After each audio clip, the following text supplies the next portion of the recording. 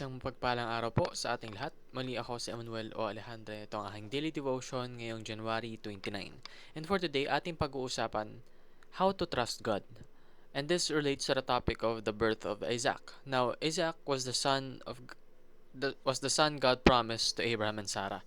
For many years, they waited and waited, and they were already very old, and having a baby seemed impossible. But God did exactly what He said He would do. At the right time, Isaac was born. His birth shows us that God always keeps His covenant promises. This shows that God is never late, never confused, and never forgetful. What He promises, He surely fulfills. And Isaac's birth also points us forward to Jesus, the promised Son who would one day bring salvation to the world.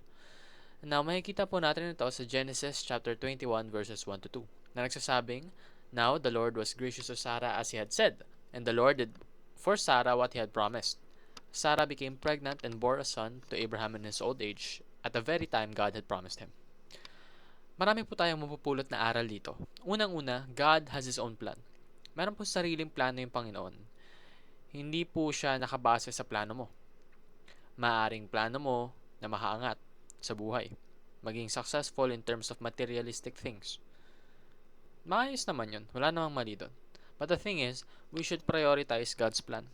And we should be people that serve as instruments towards the success of His agenda. Dapat yun po yung pinaka-goal natin. Hindi po natin goal na iangat yung sarili natin. Dapat ang goal natin, iangat yung Diyos. Now, marami po tayong pamamaraan sa buhay. Most of the times, yung pamamaraan na yun, ginagawa natin kasi ito yung pinaka-convenient sa atin. And kapag hindi sumunod sa kagustuhan natin yung mga pangyayari sa buhay, nagagalit tayo. Minsan pa nga sinisisi natin yung Panginoon. But the thing is, lagi mong tatandaan, God has His own way. Kung ikaw may pamamaraan ka para masunod yung kagustuhan mo, masunod yung plano mo, well, God has His very own methods para masunod yung agenda niya. And the thing is, yung methods niya, lahat yun gagana. It will all become successful. For He is God. Lahat po ng binabanggit ng Panginoon ay nakakatotoo. For what He says is truth. His word is truth. That is why, may mga pagkakataon talaga na kapag may hinihiling tayong bagay, hindi nabibigay sa atin agad. Minsan naiisip natin na hindi ito para sa atin. Minsan naiisip din natin na ayaw itong ibigay ng Panginoon. Kumbaga, pinagkakait niya ito. But the thing is, God has His own timing. Kung sa tingin ng Panginoon, hindi pa para sa iyo yung bagay na to, hindi niya yun bibigay. Maraming tao nang hihingi ng kayamanan. Ang tanong, pag nabigay ba sa iyo yung kayamanan na yon, what would you do? Unti-unti ba yung mawawala sa kamay mo? O kaya mo ba yung pangalagaan upang mas lumago? Kung lahat po ng pangako,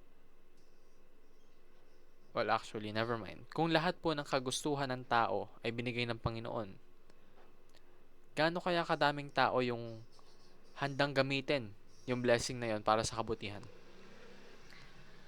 Magagamit ba nila yung binigay sa kanila ng Panginoon upang patuloy na maitaas pangalan ng ating Lord? Or will they use it for their own benefits? This is something that we should ponder upon. Maaaring hindi pa tayo handa sa blessings na hinihingi natin, kaya hindi pa natin nakukuha. So while we're not ready, we should trust God's purpose. Dahil yung purpose niya, at yung purpose na binigay niya sa atin, walang mas nakakalamang pa dito. Yun po yung dapat nating unahin at wala ng iba. Therefore, we should trust God's wisdom. We are merely humans. Kaya nga merong phrase na ang tao nagkakamali. Well, yung Panginoon hindi siya nagkakamali. So, magtiwala ka sa kaalaman niya. At lalong-lalo na magtiwala ka sa timing ng mga actions niya.